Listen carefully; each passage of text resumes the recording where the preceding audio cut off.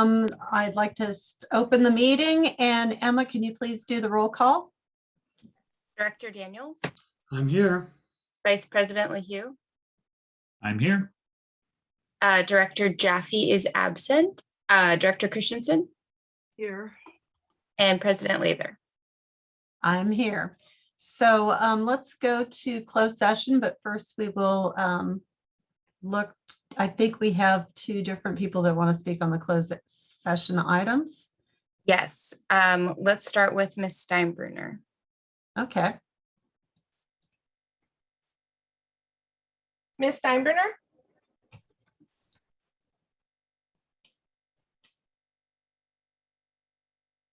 Hello, my name is Becky Steinbruner. Can you hear me? Yes. Yep. Thank you.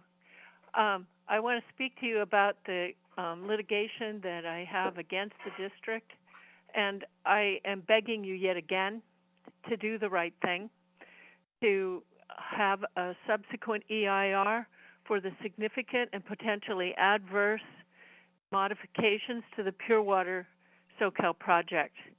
If you will do that and put it out to public comment, a simple act of allowing public participation, that would enable me to drop that piece of litigation against your district. I do not understand why you are unwilling to do such a simple thing that would allow the public to see what you're doing and to have valid and adequate environmental analysis.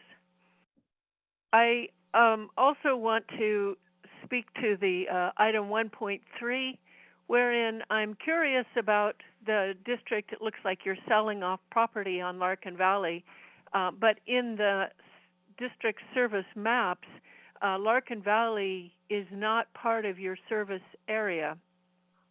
So I find that very curious, and we'll be anxious to see what comes of that.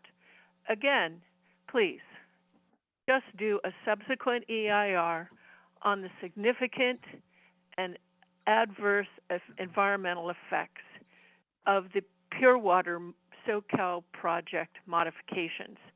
Notify the schools in writing, as you are required to do, but never did. That's all I'm asking. Thank you. Thank you. And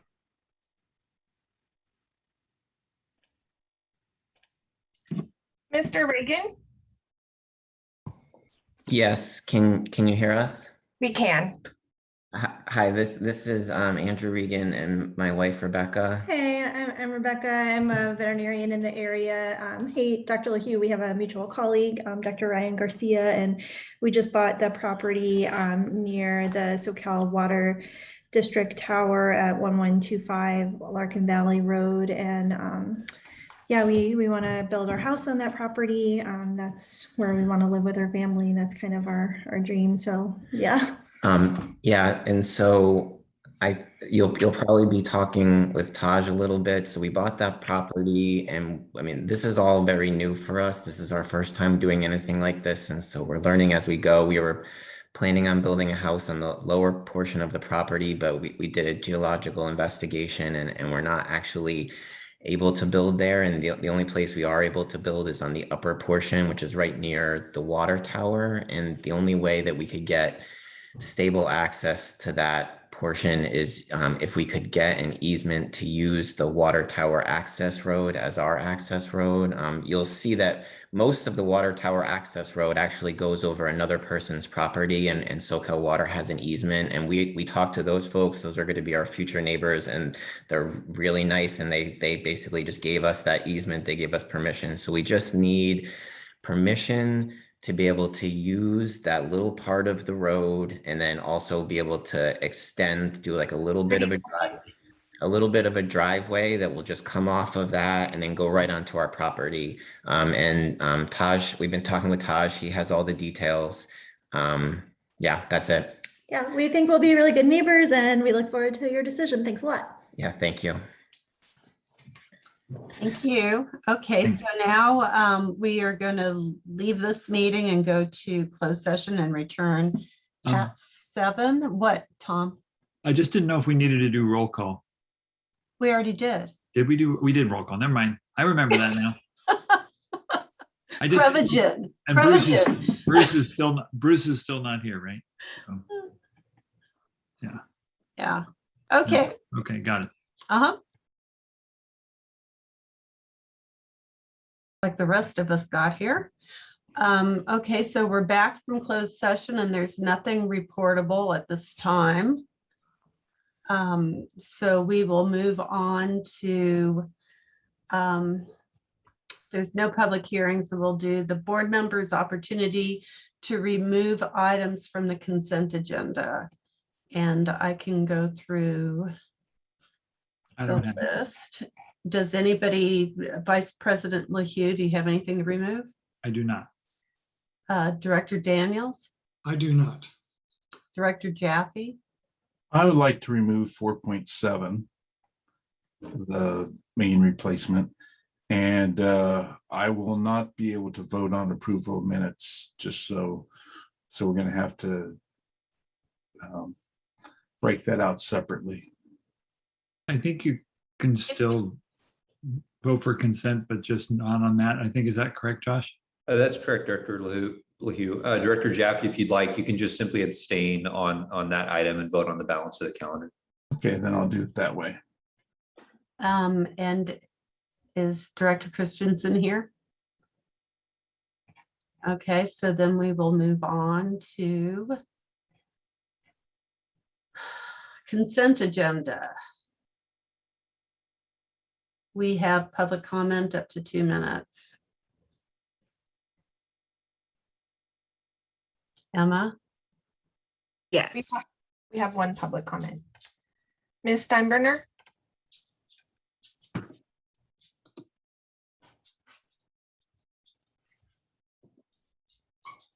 Hello. In interest of time, I will forego public comment. He ran late and I've got to leave soon, so I'll forego.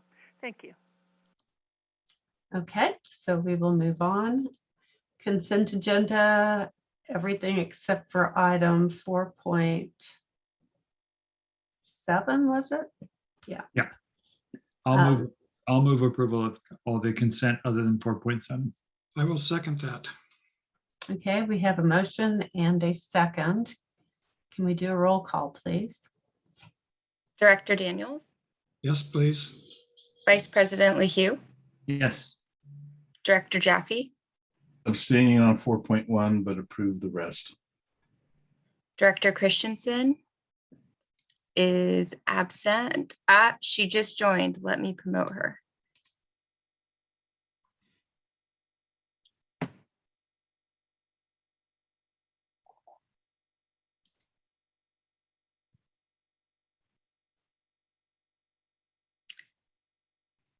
She is muted, I see. I didn't see her. Oh, there she is. Okay. Oh, finally. Okay. Sorry. We have a motion and a second to approve the consent agenda minus item 4.7. 4.7. And it's your turn to vote. Okay, so I vote for approval of minute minus 4.7 also. Thank you. And President Lather. I approve, or yes. No, I don't know what to say. Okay, so now we can move on to oral and written communications. This is an opportunity for everybody to have a chance to talk about something not on the agenda. And we have a request to speak, I take it? Yes, we have one. Okay, let's get moving. Ms. Steinbrenner? Hello, this is Becky Steinbrenner. Can you hear me? Yes. Thank you. I want to again ask that your agenda packets include public correspondence that is submitted to you properly ordered within the agenda packet. Right now, it used to be that the correspondence was in a completely different place. Now it is attached to the agenda packet, but it is the very last pages of the agenda. It's not even numbered as part of being part of the agenda packet. but is still labeled item 5.0. I think this is deceptive because I think that public correspondence that people have taken time to write to you about should be put in the proper location, item 5.0, with public correspondence. I want to also bring out to your attention that I note the letter from the resident on California Street, wherein they are expressing their grave disappointment with the district and the horrendous burden that the Pure Water Soquel project construction has brought to their neighborhood. Three times the contractor chopped into the Santa Cruz City water main. How can that happen? How can that happen? And this poor family has been burdened by the consequences of it. The neighborhood has been misled in terms of the progress of the project in their neighborhood. None of this was ever analyzed in the project modifications. None of it was. You adopted the addendum, you said it was all fine, but none of this was ever analyzed for environmental impact or burden to the neighborhood, noise, none of it. So I hope that things will improve for these poor people. And again, I urge you to do a subsequent EIR on the modified Pure Water Soquel project and really give the public a chance to weigh in with a valid, 30 at seconds. least 30-day comment period. Thank you very much.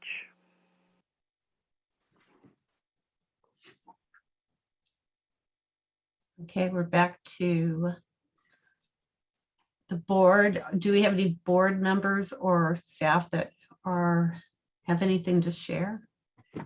I have some things to say. Okay, thank you. At the July, I think it's July, is this? No, this is August. At the August Santa Cruz City Water Commission, they had a report on their evaluation of their options for a new water supply. And the last time they had this report was in 2019. So it was quite a while ago. So things have changed, I think. And some of these things I think we should be aware of. For example, they were talking about the fact that they're still, pushing the aquifer storage and retrieval. And they were thinking about putting in 2 units of water, not units, but two chunks of water and taking out 3 chunks of water each year. So that sounds like it's going to eventually drain at least their portion of the basin, which is not a good thing.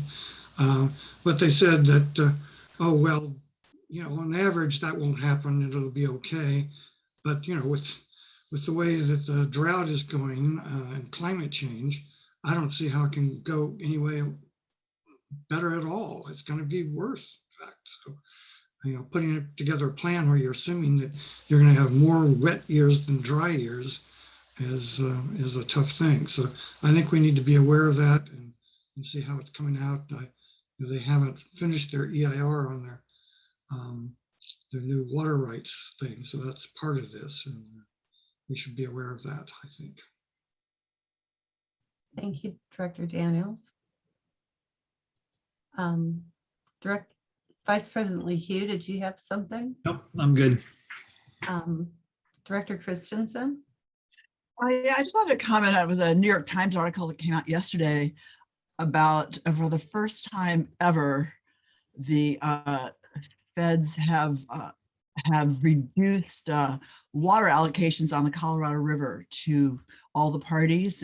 It's a minor, it's what they called a tier 1 reduction, but it affected mostly Arizona farmers, but they were expecting to have to come back later in the year for further adjustments due to the prolonged nature of this drought. So surface water users are in immediate dire trouble during this particular drought right now. Agreed. Director Jaffe, did you have anything insightful to share with us? That's a high bar. I don't have anything I want to share at this point. Okay, so then we will move on. Excuse me, I got district council report. Thanks, President Lather, and good evening, everyone. Just two quick updates. The first is on the Delta variant and COVID and how it specifically affects the Brown Act. So as the board will remember, the governor previously indicated that the relaxation on the teleconference rules would expire on September 30th. And we've been working to prepare for October in-person board meetings.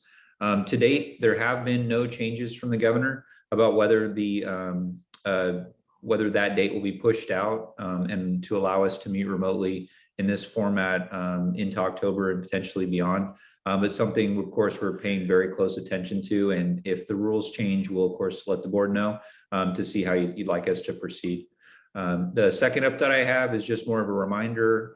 The legislature is sort of winding down their work for the year. And the last date for them to pass a bill is September 10th, and then everything has to be approved by the governor in October.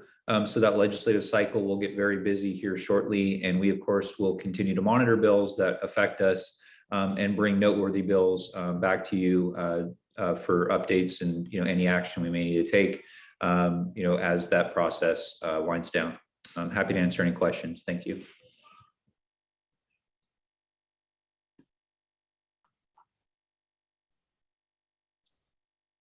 Sorry, I was muting myself. Move on to administrative business. There is agenda item 7.1. Taj Dufour will be presenting it. Hi, good evening, directors. This is a subdivision that was presented to the board a couple times in the past, most recently in February. They've paid their fees and they're asking for approval of an unconditional will serve letter and also authorization to execute a subdivision agreement. I want to clarify something in the memo. It may read that there's a moving of a single family residence and then a construction of 11 residents. It's going to result in just 11 total homes. There's an existing development on this lot. It's actually, I think, an old orchid farm. They're planning to relocate that. There's a home there, and in result have 11 lots. They've had an engineer design a little system, a water main system that goes into the subdivision with a couple hydrants and 11 combination fire domestic meters, and then also a landscape meter. They've also given a deposit for us to oversee the construction of their project. And that's pretty much all I have to say. The water demand offset was satisfied at 2.73 acre feet per year.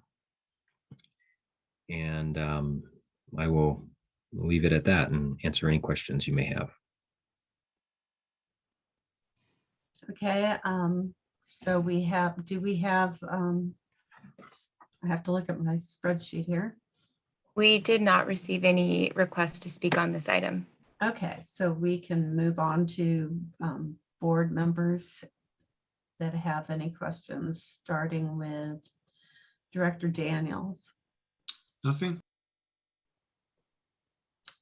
Dr. LaHue, No questions. Director Jaffe. Just curious, so they were able to find 74 toilets to retrofit.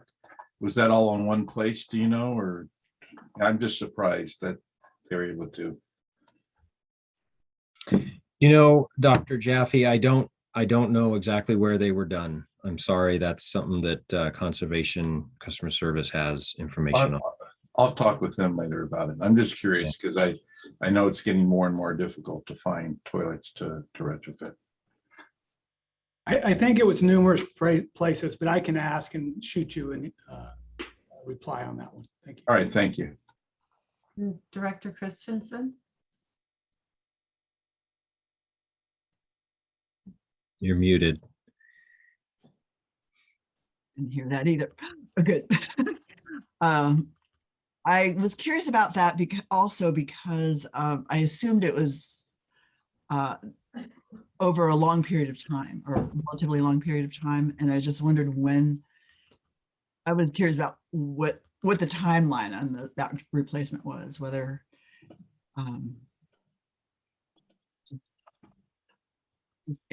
answer that question. I'll find out and correspond with you separately too. Thank you. I'll move approval. I'll second. Roll call, please. Director Daniels, No, Vice President LaHue, Yes. Director Jaffe. Director Jaffe, Did we lose him? Yes. thank you. Director Christensen Yes. and President Lather. Yes. Okay, so now we can move to item 7.2, approve the budget revisions for efforts related to Pure Water Soquel pertaining to design build services by Black and Beach. Melanie Mao Schumacher is the presenter. Thank you, President Lather. Just I'm going to set up this item with a little narrative and am available for questions. But just on March 3rd, 2020, the board approved the phase 1 design build contract with Black and Beach Construction Incorporated for the treatment facilities components of the Pure Water Soquel project. I think it was one of our last meetings before we went into COVID. Over the last year and a half, collaborative efforts have been underway with the design of the treatment facilities that will be located at the Santa Cruz Wastewater Treatment Plant and our property at the Chanticleer and Soquel Avenue in Live Oak.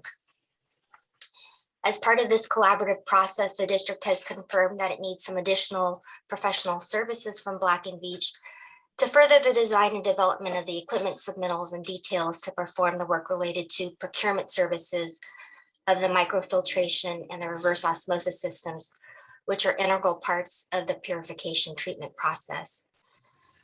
This work specifically includes coordination of the system supplier to perform the procurement and the engineering coordination, the engineering design, and the initial development of the MFRO system. It also includes efforts by Black and Beach in terms of their engineering services to review, comment, reconcile, and improve the design equipment. Attached for your consideration to this staff memo is the draft phase 2 agreement addendum, to the agreement. That it addresses just what I summarized. And I'll note that a modification to this draft will recognize that this amendment complements the previous design build agreement and earlier amendments. The fiscal impact associated with this revision to their budget has been included in this fiscal year and is for a budget amount not to exceed $526,864. Again, as I mentioned, or maybe I didn't mention, but this is primarily for, again, kind of the design services, early procurement and submittals, and does not include purchase of the equipment. That will occur when the board considers a phase 2 construction contract with Black and Beach. The efforts to do this work will be soon and underway in the next couple of months. And we would like to keep this to schedule. These components are critical and have been part of the advanced water purification treatment component since the project was approved and certified back in 2018. I'm open for and available for any questions you may have. Are we supposed to have public comment first? So Yes, we have one public comment. yeah, let's go to public comment. Then I'll start with Tom after that. President Lather, I do not see our public commenter online. Oh, okay. Then let's go back to the board. And Tom, you had a question. Yeah, just so I'm clear. Basically, before we can order all the systems, the microfiltration and reverse osmosis systems, the design has to be more detailed in that part of things to be able to order them in a timely manner. Is that summary okay? Yeah, yeah, that's a great summary. And I think I'll just kind of round out that some of the, especially with systems that are very detailed and complex and they're vendor specific, you'll need to work specifically with that provider to do that design work. And so that takes time and effort and some coordination. And so this is part of that effort and that procedure, that it takes several months to kind of work through some of these things. And so we're getting a start on that. Great. Okay, thank you. Anyone else have any questions? Director Daniels? Well, that was kind of the comment or question I had. I mean, $500,000 for when we're not even buying anything seems like a lot, but I guess if you're still doing design, I'm a little surprised that after doing design here for, what is it, a year and a half or something like that, that we haven't even designed yet the RO and MF facilities yet, and have to spend $500,000 to continue that. So the design criteria has been established, and the facility footprints and most of the, I would say, the hardcore parts and pieces of the advanced water purification. This gets very down to the fine details of the MFRO system. There's a lot of different components, different vendor pieces, different manufacturers, and this system as a whole has to be put together and designed succinctly. In fact, this is a two-part system, so it's the microfiltration and the RO together.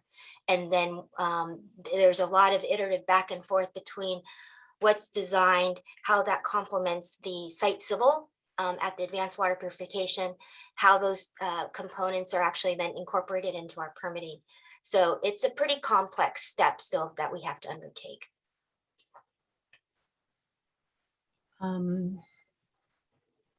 Director Jaffe?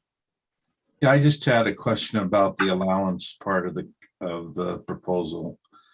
Is that standard to have an allowance like that? It's for an option for completion of the design, submittal reviews, and engineering coordinated by Black & Veatch prior to phase 2 authorization. Because at this point we're not the timing of this effort and potentially a like a construction contract being presented to the board, just from a timing kind of flexibility standpoint, we've kind of bifurcated and created a hold point from where the effort is in terms of their coordination with the vendor and when we may go into a phase 2 construction contract. And so we allowed for kind of what we call a hold point to maybe not have to release that allowance if the timing is succinct enough to put this effort into another contract method. Okay, so it might not need it. It sounds like it isn't necessarily going to happen.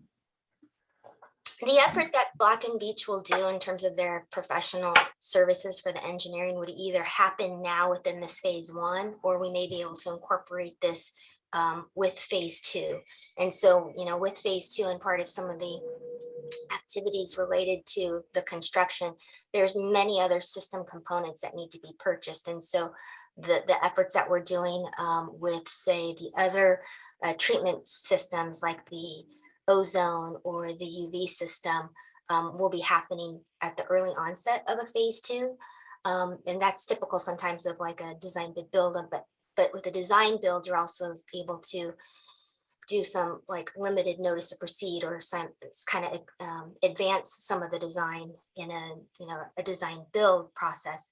So if we're able to do that, then we'll just push that effort into phase 2, and that dollar amount then would be incorporated into that. And then Okay. Thank you. Sorry, that might have been long-winded, sorry. Thank you. Carla, Director Christensen, are you there? Yes. Yes, I am here. I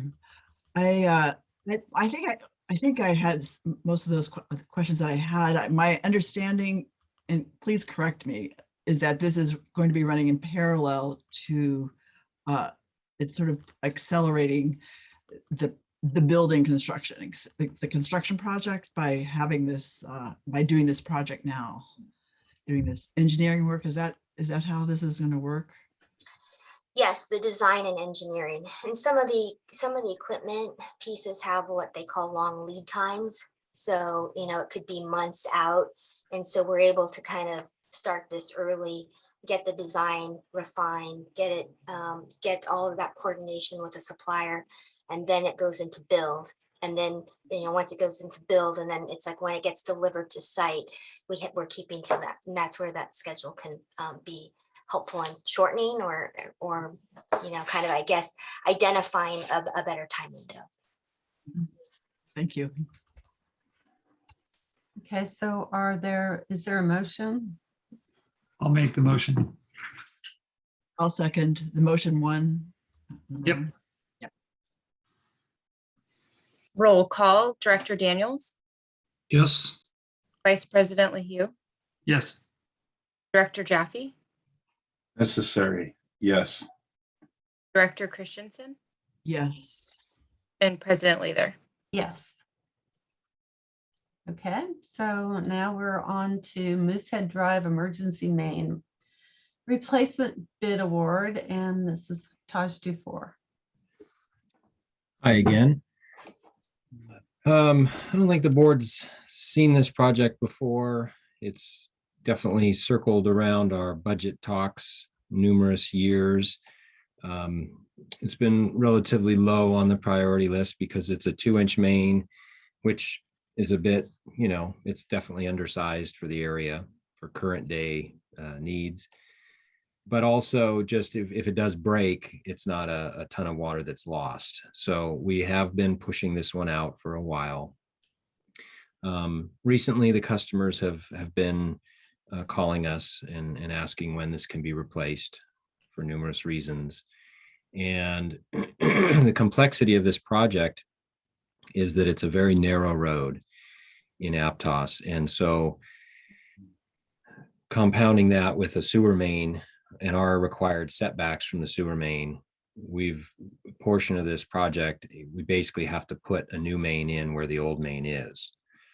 And so years ago, we did the survey for this job and we designed a new main and a temporary main, and it's been shelved for multiple years. And so we dusted that back off, and what's proposed to you is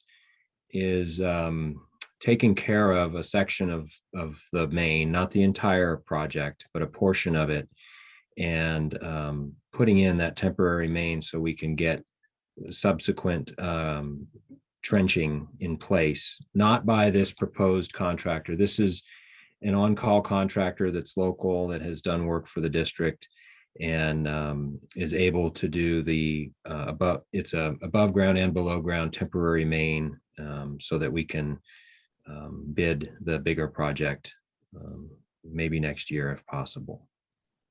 But this would get about 5 of our customers on a newer material main. A portion of it would be upgraded to 6-inch. And so we're proposing to do this work next month or possibly October at the latest, pending material availability. We did not go out to bid on this. We did just solicit a quote from this contractor, but it does pass the straight face test. When we look at it, I've looked at it, and it seems fair to me. And I'm going to make that recommendation that we move forward with this phased approach on this water main on Moosehead Drive. Okay, and there was a request for public comment, but I assume that person's still gone. Correct. She is no longer here. And Taj, I apologize for the sewer line because I think I put it in there. I remember that one. So anyway, are there any discussion?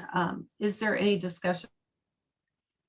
I don't quite understand why this is considered. Tom looks like he does. No, but Bruce, go ahead. I don't understand quite why this is considered emergency. There are some water quality concerns that we have surfaced, and so that's one of the reasons that we would like to replace this relatively immediately. The rest of the project, the other phase all the way down to Winfield, currently are not having water quality issues, so we would like to do that project like we normally do. But this upper half, it's a dead end right now, and that's the reason. Tom? Yeah, can you somehow give me a picture of what this temporary line looks like? I'm having a hard time picturing the above ground and below ground temporary main and how that goes along and still leaves the trench available for. Sure, I'll do my best. Yeah. This road is basically a frontage road next to Highway 1. So there are only houses on basically one side of it. And there's a guardrail and a fence and some vegetation that we can place a temporary flexible polyethylene water main. There won't be any pipes running above ground crossing the road. The laterals to the meters will be definitely underground and reconnected at the point where the water main is.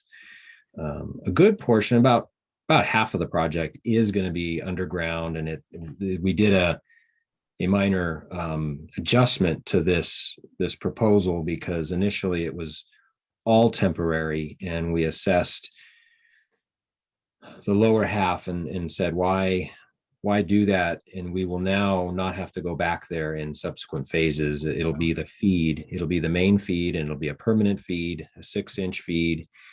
And so that will not be temporary. Okay.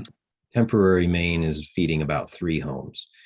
But the other 2 will be fed off of a permanent main, and we won't ever have to revisit those. So there's that. Is that answer your question? Yeah, that helps. Thank you. Is it like a bypass? Well, currently it's being fed from the flats, and this project will feed it from a different pressure zone from Carrera Circle, Escondido Verde. So it will create a zone break, but these upper homes will be fed. They may be able, we'll have a pressure reducing valve so that the higher pressure will not, cause concerns. But if they're interested in more pressure, they can dial the pressure regulator up there at each house. Okay, so Director Chaffee. No questions. Director Christensen. Me neither. Okay. I was mildly curious about how many houses total were in this affected. There's 5. Just 5. Right, we still do it. We have the funds. I'll make the motion to proceed with motion number 1. I'll second. Okay, roll call, please. Director Daniels, Yes, please. Vice President LaHue, Yes. Director Jaffe, Aye. Director Christensen, Yes. and President Lather. Yes. Okay, so we will move on to the consent item that was pulled. That was item, I believe, 4.7. Yep. And that was mine. And there was a question. Yeah, it was a little bit more than just a question. It was just, and I actually had a conversation with Director Christensen about this, not this particular item, but in general. And so the way that we do these replacement projects, do we specify hours of work when they can work, or is it industry standard on that? And, what are we doing to make these replacements as have a minimal impact on the community? So yes, we do specify work hours, and it's basically 8 to 5. We don't want to have our employees have to get out there too early or too late. We have an encroachment permit with the county in this instance, and that will dictate the traffic control and any other requirements in addition to work hours. Sometimes they restrict our access to the road. Probably not likely in a neighborhood, but Soquel Drive, they don't want you on too early or too late, depending on commute hours.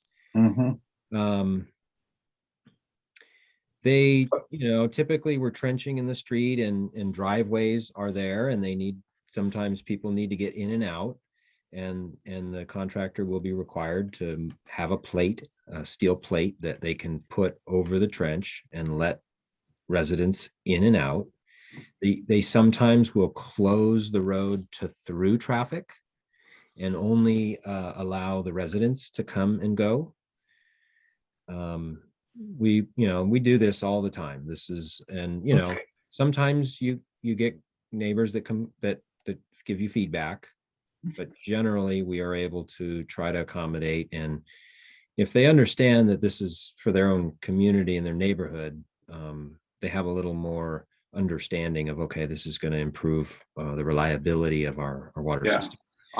Besides having a conversation with Carla, I've had conversation with members of the public about the impacts, and actually it's been very positive conversations where they appreciate that there was not as much impact as they expected. So I just want to, put in a plug for, in my mind, if whatever we can do to create fewer impacts is worth it for the goodwill that the district will get back. So it's worth money, I think, if that's what it takes to decrease impacts.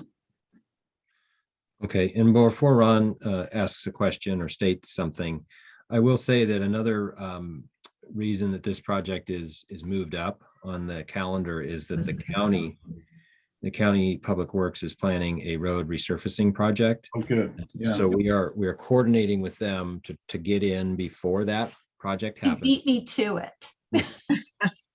So, probably one thing that would really upset the neighbors is if the county did their project and then we came in and cut up the road afterwards.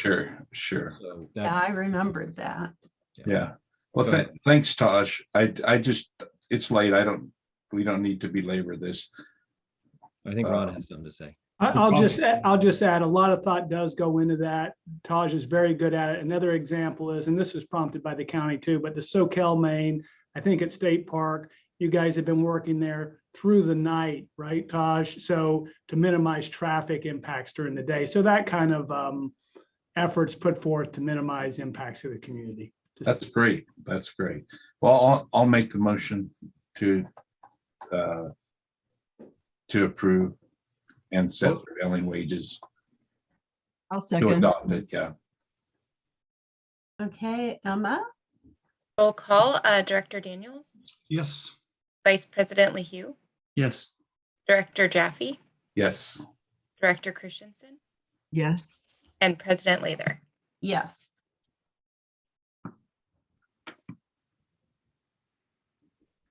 So now, hey, we're up to adjournment. Good job. Yeah, excellent. I'm excited. Whose item is that one? I think that's my item. I get to Everybody's adjourn the item. meeting. All right, bye, everyone. Bye. Bye. Thank you Thank all you. for being here. Bye. Bye.